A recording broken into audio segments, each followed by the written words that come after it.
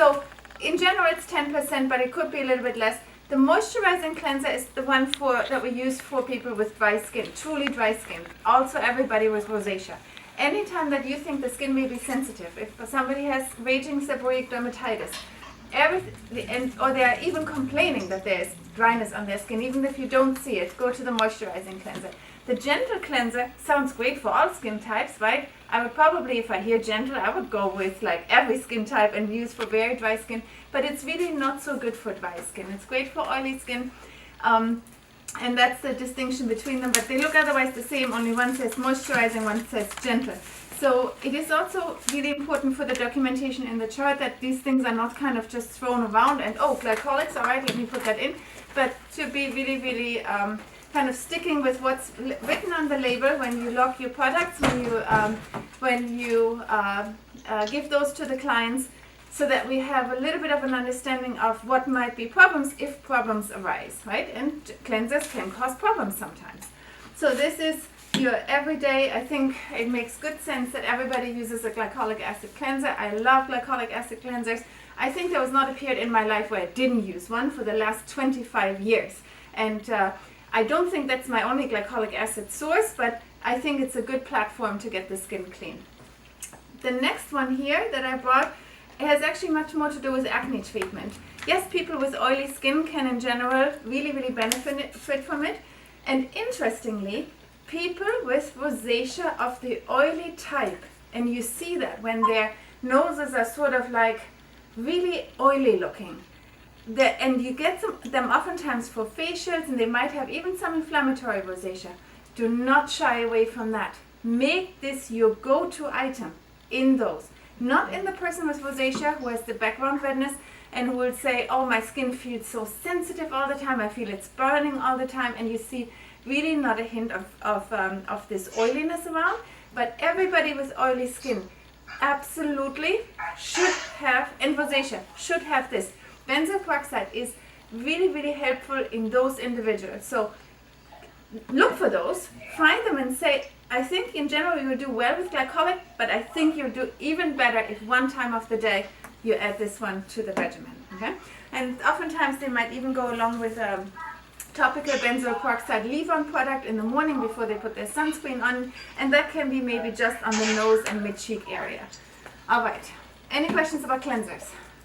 Okay, going into the ancillary products, not the face. I'll leave the face for just a little while. This Derma nail product here is excellent to treat brittle nails. What are brittle nails? Brittle nails is not when patients complain that they have ridges in their nails. That's not brittle. Also not when they have raging toenail fungal infection. That's also not brittle. Maybe they break, but that is not what we consider. Brittle means that patients have the inability to grow a nail. So they're saying, you know, I'm trying, they're breaking off every single time before I really get somewhere. And this particular product is based on alpha hydroxy acid, which is actually really neat. So the idea is to massage alpha hydroxy acid in the periungual fold, that is the growing portion of the nail. So the nail matrix sits where you actually have the skin covering the beginning of the nail plate, and you rub this in. Now, many people would say, okay, well, you know, how else can I support it? I think the company even says in this one here, you can better support your nail growth by using like a thick emollient also on the nail plate. But that thick emollient on the nail plate does nothing.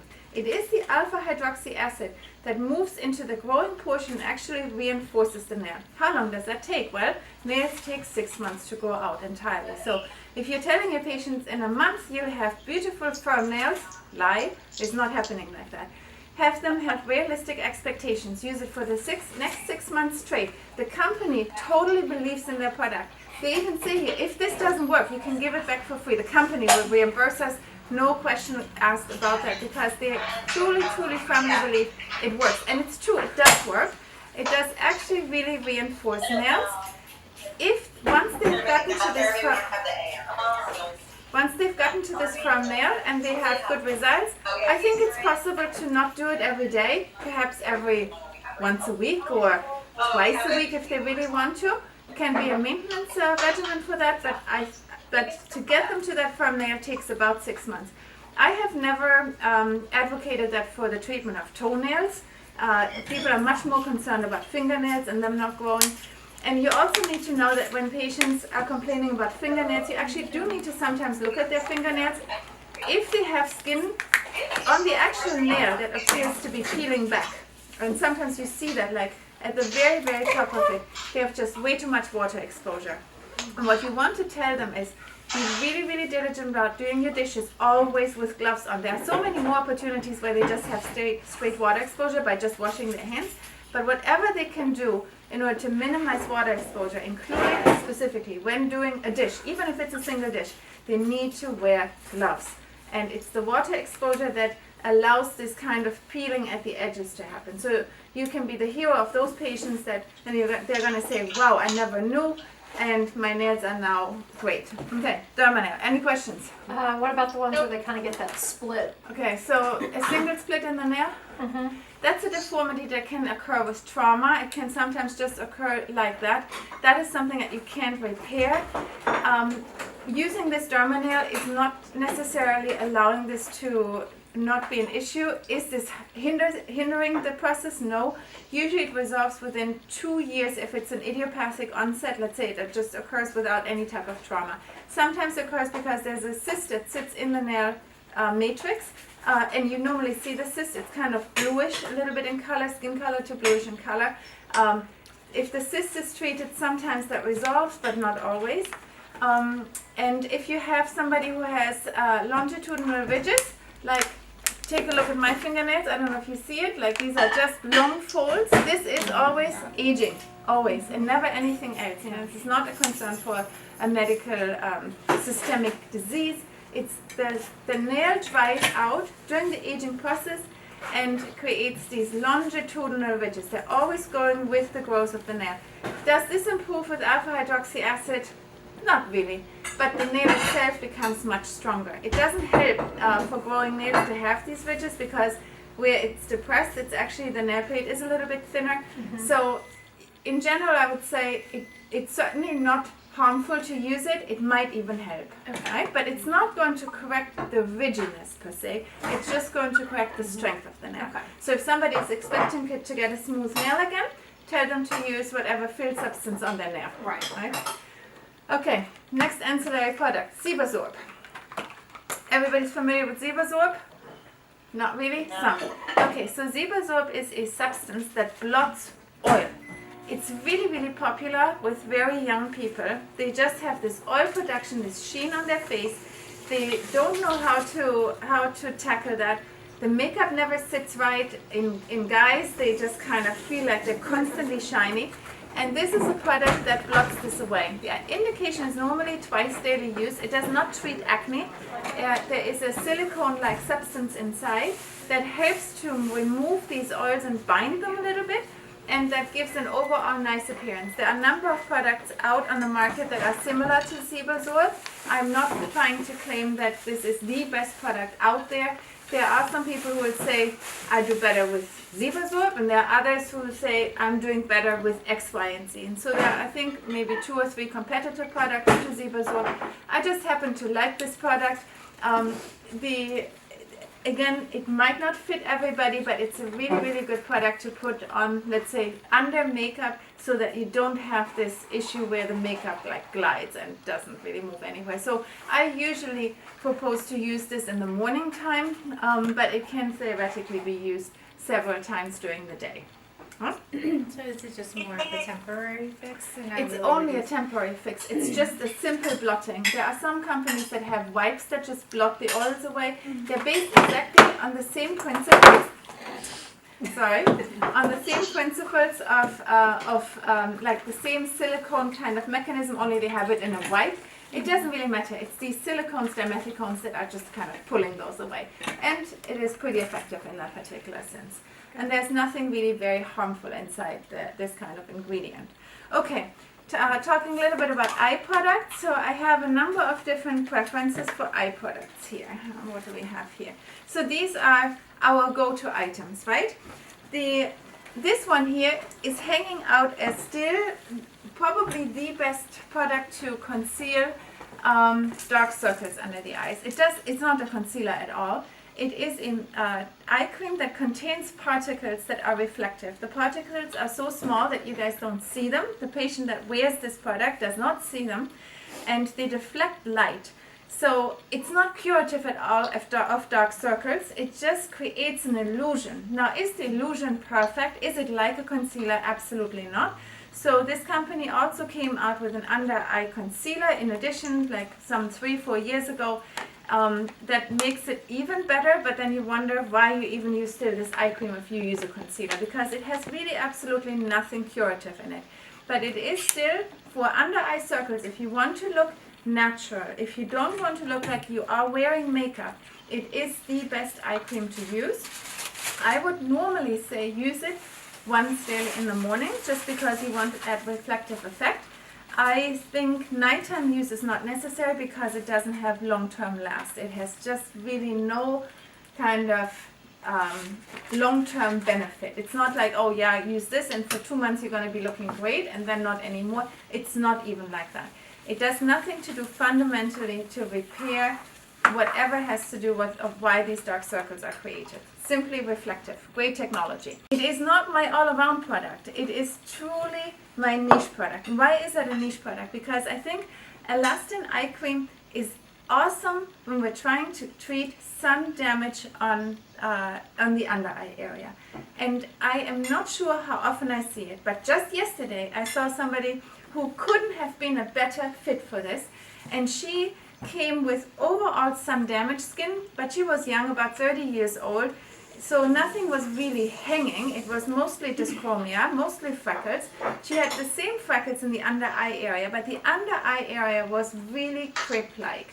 So if you think about crepe de chine, this kind of French silk pattern, she had this all throughout here. She didn't have it on her face, and I thought she's really a great candidate. I will also use on her some hyaluronic acid to inject under to kind of reinforce the skin a little bit. I treated her with some Botox in order to relax that. Her perioral whitids are kind of making it so much more obvious, but when she was smiling, all you could see was the crinkling everywhere around her eyes. Nowhere else did she really have that kind of pattern. So I believe in this one for the really sun damaged skin. It doesn't have to be super sun damaged, it can be medium sun damaged. But those who have always been excellent about wearing sunglasses, who have always protected their eyes, in those, I really think that these two products are still great products. And here it's just a matter of difference between dry skin and not dry skin. It is possible to tighten up skin with a retinoid. Retinol specifically is very oftentimes sold in eye creams. I think it is difficult sometimes to tolerate on the under eye area. Sometimes it makes it just so unnecessarily dry.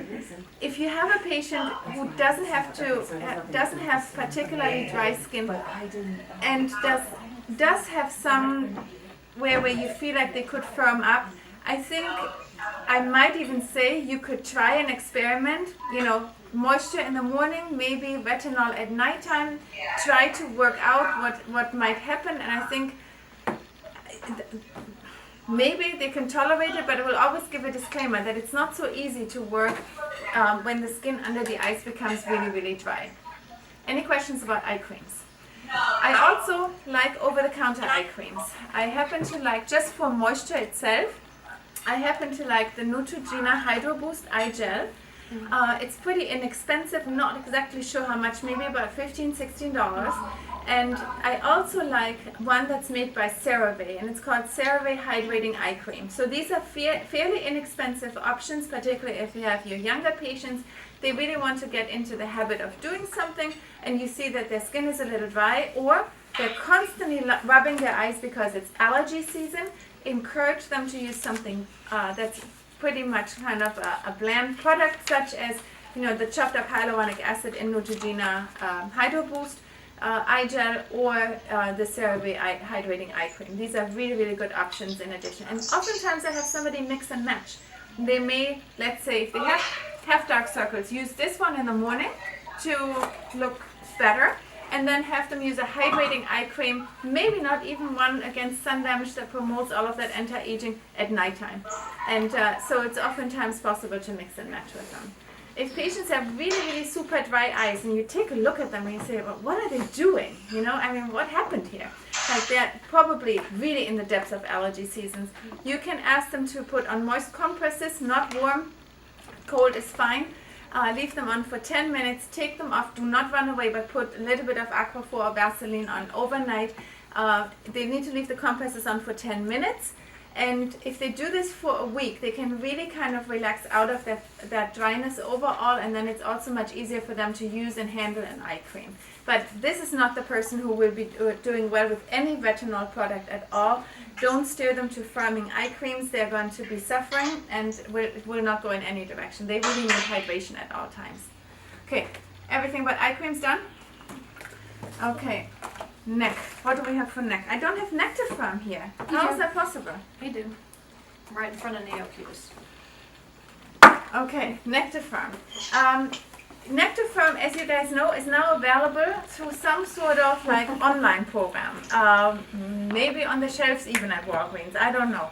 Walmart. And that makes it really, really difficult to sell in the office because I think at these kind of big stores and on those larger internet sites, they can significantly discount. I think it's still the best neck firming cream that we have on the market. You're going to ask, well, why not use it as an eye firming cream if it works so well on the neck and the skin texture is a little bit similar. People have tried it and have gotten nowhere. And so, no, it doesn't work. Why? Not really fully understood, but again, the composition of oil glands has all to do with how products do well in one area and not another. So, works really well on the neck. Can you benefit on the chest? Probably, but there's more oil glands there. So I'm going to have to say you're going to probably be using a lot of product with very, very little benefit. It does certainly not help to tighten the face. Forget that. There's just absolutely no way you can make that work. So steer your patients away from that. Don't have them use it for this particular purpose.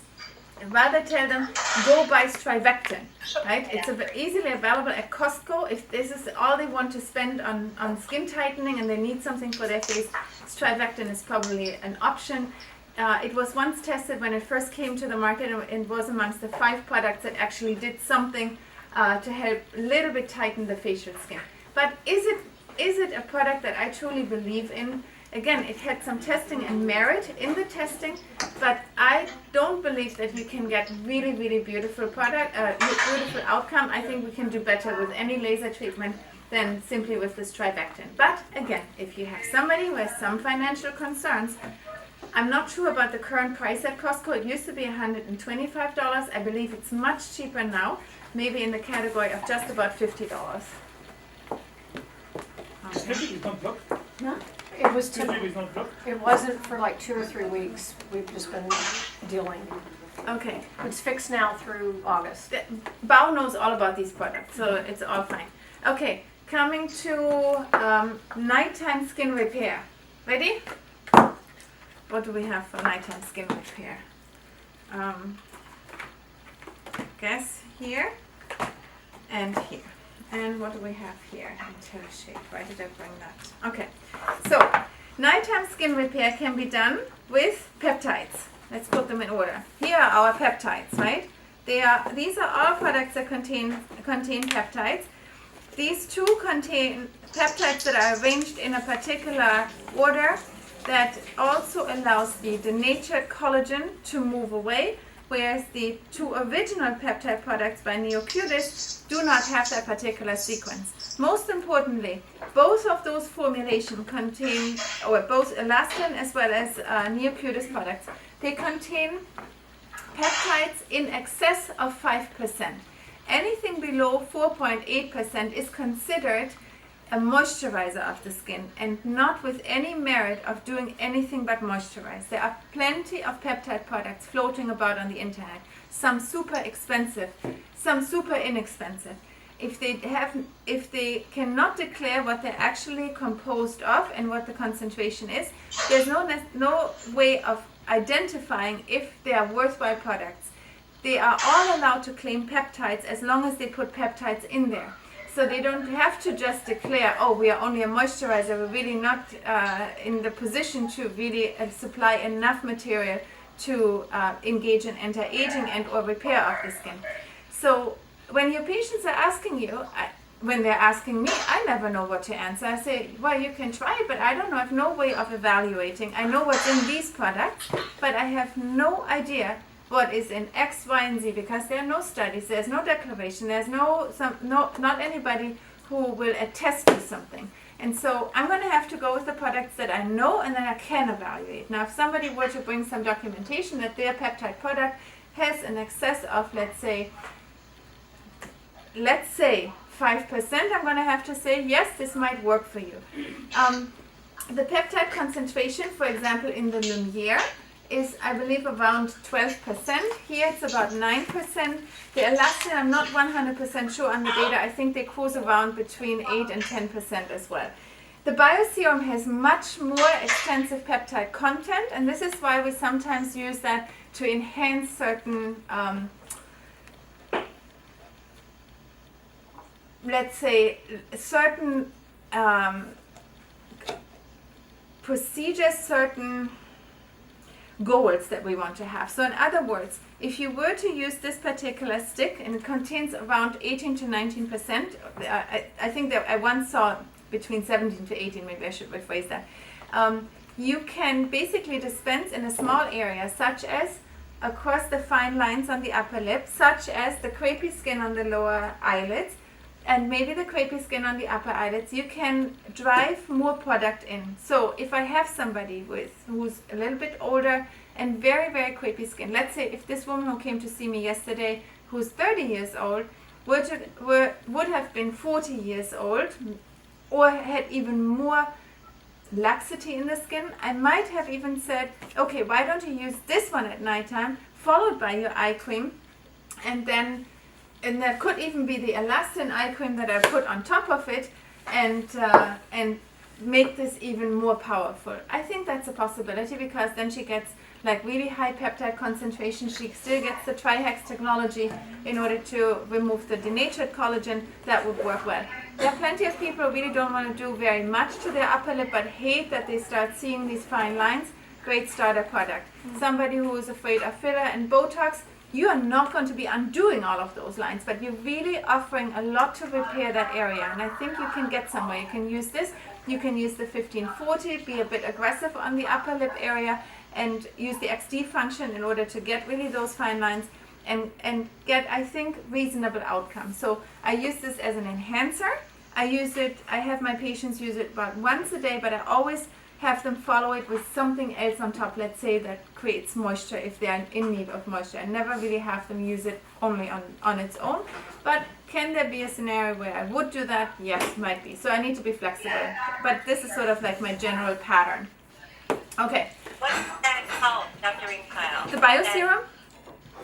The bioserum. Uh-huh. Okay, sorry. Sorry, it's the bioserum. Okay? Okay. Now the difference between the NeoCutis products is just gel and cream, and that is just based on the moisture content of the person. If somebody has drier skin, bio cream. If somebody has oilier skin and or after procedures, and it's bio gel. Of course, at this point of time, we tend to use the Skin Nectar by Elastin after and before procedures. If there's a person who can really tolerate the product, the NeoCutis Bio Gel is still a really good product for them. It's a little less expensive than the Elastin, but there are peptides inside in a concentration that really help the healing of the skin. Right? So I still like these products. I'm not going to dismiss them entirely, but I do like that Elastin has that additional capability, so I'm much, much more inclined at this point of time to want to add it. Now, when people have very, very dry skin and they're looking for super hydration, sometimes they will find that the NeoCutis Bio Cream and or even the Elastin Cream are not sufficient. They may say, I'm putting this on and my skin still feels dry. Well, these are really repair creams. These are not only hydrating creams. They're not pushing the moisture. And so when they're not pushing the moisture, you have to ask yourself, what can you do to push the moisture? There are a number of things that can be done to push moisture. Glycolic acid is excellent in that. Glycolic acid is a humectant. A humectant is a molecule that actively pushes water into skin. We have a number of different humectants that we work with in dermatology that are all available at our disposal. So glycolic acid is a big one. Lactic acid is another one, and that's why you have this lactin cream or lacthydrin cream. They're full of lactic acid in order to really super hydrate the skin. Glycerin is another molecule that's awesome. It's a humectant. The glycerin is able to really open up channels and push water inside. Glycerin can never be tolerated on the face. It clogs up every single pore. It is a nightmare to have to use it on the face. It's probably even not great on the chest area. But arms, legs, excellent. Couldn't be anything better. And my favorite for the hands, Neutrogena hand cream, is full of glycerin. It takes a very, very small amount to make something happen with glycerin. It does really not take a large amount. If you use a large amount, you're going to find yourself in trouble. It feels sticky, awful, unpleasant. Nobody ever wants to use it. So you always have to make sure that when you're recommending any humectant, and specifically glycerin, that you are going to be, asking your patients to be somewhat judicious in their use and really never overuse it. Have them start at a very small amount. So glycolic acid in this formulation, it's about 15% for the gel and for the regular face cream, and it's 20% for the enhanced face cream. The application is, I think it's okay to use in the morning. They can use it at nighttime. If they have really super dry skin, this is a great formulation. It doesn't always take the high potency cream. The regular cream can really push a lot of hydration also. So for all of those men who say, my skin stays dry, despite the fact that I'm using the Neocutis Bio Cream, you could have them use the Neostrata face cream before, skinny layer, just to open up the pores and get the water in, and then have them use the peptide after. If it's the elastin, they're going to say this should be the elastin first and then the glycolic acid. I think you can mix the order probably, but you can stick with the recommended order also. But I think it does really work. In addition, if you use it in the morning, it gives that super nice glow on your face. Why is that? Because it swells the skin cells. Once it pushes the water in, it swells the skin cells. They are now sitting closer to each other and create that plump look. And in addition, it does help to exfoliate that skin cell. So it's a really, really nice way of preparing the face for the day. You can go in a second. There is one other humectant that you guys need to know about, and that is the main ingredient in Cetaphil and CeraVe topical creams, and that is called propylene glycol. And that's just another humectant, and that's why these creams work to hydrate. Okay, I think we are a little out of time for you now, Channing, so you're going to have to leave us. And so I'm going to talk with everybody else about the other products that we have left over, okay? Good. Is hyaluronic acid a humectant or no? So hyaluronic acid works partially as a humectant. Okay. In what sense? So if you chop up the big molecule hyaluronic acid is much too big to move to the skin, so the industry chops it up in small fragments. You can't really call it hyaluronic acid anymore. Okay. It once was hyaluronic acid, but those fragments, they are small enough now to be able to penetrate, and they also pull water into the skin. And that's the principle for Neutrogena Hydro Boost. Right. It is the principle for a number of creams that were actually prescription beforehand that contained hyaluronic acid, for a number of in-office products that are offered after microdermabrasion treatments, after facials, and so on and so forth. There are these chopped up hyaluronic acid topicals, and they pull a lot of water into the skin. So yes, it works as a humectant as well, but it is not an original product. It's definitely chopped up only. Okay. All right. Now we're going to move back into nighttime treatment. So this one has like a little bit of a unique position. The gloss cream, or as we call it here, Brilliance in the Bottle, is comprised of retinol. The retinol is for those who can't tolerate a retinoid at nighttime, or you find no good regimen to put them on anything else, but if they're already on a retinoid, you would have to discontinue the retinoid if you have them use the Brilliance in a bottle. This one it helps to repair the skin. As you guys remember, it's never perfect to use a retinol instead of a tretinoin because we don't know how much would actually transfer into a true retinoid. So it does do a little bit of that repair and stimulation of collagen, but we just really we can't really perfectly measure it. It does have a tiny bit of TCA inside to help smooth the skin and kind of make it nice and even looking. And it has a number of other ingredients that we in general consider helpful in nighttime repair. But it doesn't contain any amount of peptides. And so you're using this predominantly for its retinol and TCA component. It does help to create a nice and bright and very, very smooth skin, and it's usually very well tolerated, including those few individuals in the world that cannot tolerate a retinoid. And this one has basically a combination of products inside. So it's not just a solitary ingredient. The TCA clearly helps to get the skin sort of brighter looking, so it fulfills almost the function of a glycolic acid at nighttime without the humectant portion of it. But it does come in a moisturizing base, so you actually deliver moisture into the skin at the same time. I have not yet heard from anybody that there is dryness with this specific product. Okay?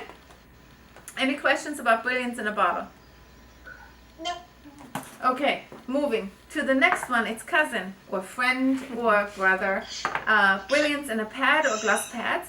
And these are really strongly impregnated with TCA, but not at a very high concentration. There are some other ingredients, but it's the TCA in it that you apply at nighttime in a pad. Typically, they say it's once a week. They also say here wash off after 10 minutes. I never do that. I don't know if anybody who I have ever spoken to does it. I think we all leave it on because the skin feels really good this way. And it smells, in my opinion. I hate that smell, but at some point of time, I just kind of forget about it.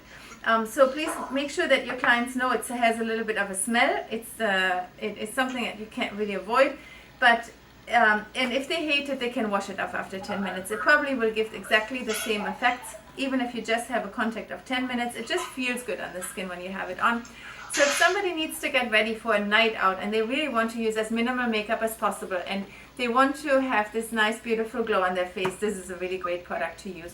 And some of our patients definitely use it about 2 or 3 times a week and not just 1 time a week. I think it's really difficult to defend if you have very dry skin because it has no humectant inside. It only makes the skin bright looking and nice looking. But I think you need to be careful when your skin is very dry. Then please don't encourage your patients to use it more often than that. Any questions about Brilliance in a pad? No. So would you ever buy those? This one and this one together. So if they are using Brilliance in a bottle as their nighttime regimen, I will have them on the night that they want to use the Brilliance in a pad, have them not apply this and only use this. So basically they skip over the application of the Brilliance in the bottle and that night only use the pad. That's how I would do it. Because I think it's otherwise just, I think it's too much. Not necessary. Okay. Any other questions? No. No? Okay. Then we are down to some topical products. In fact, this is considered a morning only product. Why is that morning only? Can some people use it at nighttime? Yeah. But vitamin C is a free radical scavenger. So basically it kind of goes out and scoops up all of those terrorists that are around us, right? And so it does a really, really good job in protecting our skin during the daytime from the bad elements around us, the pollution in the air and so on and so forth. So it's really, really great in this particular regard, and for that particular reason it should be used in the morning. And normally, as I already mentioned before, I'm also a fan of using glycolic acid in the morning. Whether or not you use vitamin C or glycolic acid probably doesn't matter. Only the person who has super dry skin should probably be using both. Otherwise, I'm not really sure that you do need to use both. It's a matter of preference. glycolic acid is a visual skin improver. This one is a molecular skin improver. So vitamin C does not just work to visually improve, like it really truly helps to avoid damage to the skin, whereas glycolic acid does not really claim that it avoids damage to the skin. It is your finishing product. Remember the anti-aging pyramid, and only at the very top where you really need to finish off and make the skin look really pretty, this is where you use these products. Many people will say they get a little bit of a washiness or redness for a few minutes after applying the vitamin C product. That's not unheard of. Now, this concentration, 30%, is really pushing the envelope.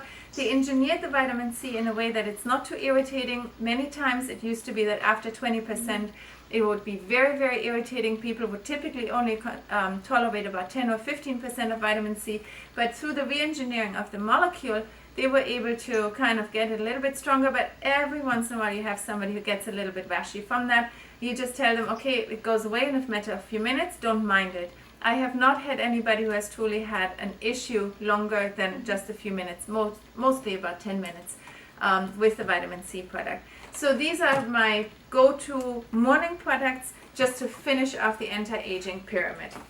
And these two products, I think they work well in that particular regard as well. They are kind of a hybrid between a sunscreen and a moisturizer. And many people love them because of the tint, so they could even put on foundation and feel the same way. But now they think, okay, well, I'm already using my sunscreen, and in fact there are some antioxidants inside this product that allow already basically an application of like a trivialized form of vitamin C, and so many people will feel, okay, I'm kind of doing better by using IntelliShade, for example, than by just using a foundation that I put on the skin, because this product, the IntelliShade, truly combines them.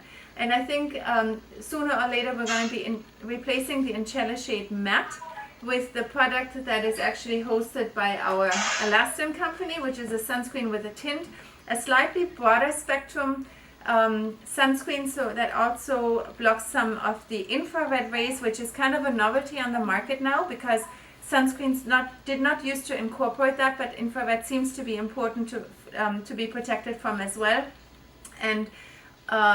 And so in that particular sense, we're probably going to be trading out the matte. We're going to be keeping the regular because there's huge demand for that. I think they can all work really just to kind of help our patients, like during the daytime. Any questions about those? Nope. No? Did I talk about enough products? Okay. I know it was a whole laundry list. I tried to kind of keep it a little bit organized, but I think it's just kind of good to kind of go over the products and have a little understanding of how they might be mixed and matched and what are some of the tricks. What, I have a question. What about, it has a neck cream that I wasn't sure, they gave us one to try. I if you were going to carry that one as well, or... Yeah, what's your experience with it? Is it awesome? Do we have before and after pictures to show that it works just like Nectarfarm? No. Okay, so once we have those pictures, once we are convinced that yes, it works amazing, we see that the lines are gone, that is the moment that we carry it. Because Nectarfarm can show that. Those pictures that they produce are pictures that we can reproduce in our patients, and this is the reason also that I brought it into the office. Although for the first 2 years I thought these are all Photoshop pictures, but I was convinced eventually. So if we can be convinced, if you've taken photos before you started using it, and you can take after 2 months and show us those photos, then I would like to bring it in. Okay. Right? I'll work on that. That's kind of important when we're bringing in a product and particularly trying to replace something that we already know has proven to work. We want to be sure that we're not doing wrong by our patients only because a rep is telling us. Right? It's really, really very important. We need to see merit. Gotcha. Okay. Any other issues? There are a number of neck firming creams out there. Many of which we've tested and they caused irritation, so it was kind of like immediately a no-go. And so Nectarfarm does not seem to be producing that, and that's the reason also that we're sticking with it. Not just because it produces the results it can.